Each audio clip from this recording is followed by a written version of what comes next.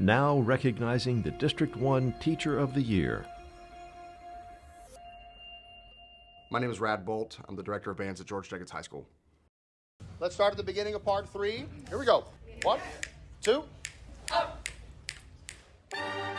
The marching band in a high school is the most visible part of our program. Our band plays a large role on campus. I think a lot of that stems from our principal, Tom Patton's approach to all of our programs, which is that everything is equally important.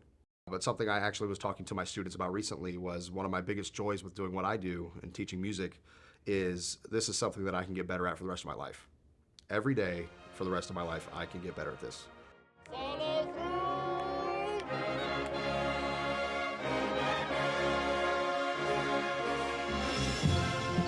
We've had a lot of success over the last couple of years in competition and in assessment and other performances.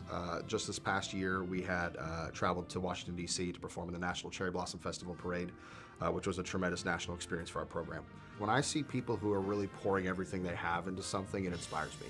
This is something that is very vulnerable. You know, you're really putting yourself out there playing your instrument. Seeing my students continue to meet my generally unrealistic expectations and exceed those expectations continues to inspire me to do better. We're only playing maxed out in the moments that we're supposed to, yes? Yes. And measure 33 is that moment. Measure 5 is that moment. That's it.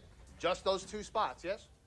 All right. I work my kids really hard, and it makes me happy when a student reaches out to me after they've graduated and says, "Hey, thank you for, staying on me because I wouldn't have made it this far without you." Accent. My wife is also a Teacher of the Year at Lawton Childs. I am constantly inspired by the effort that she puts in, not just at school, but also at home. We have a young son.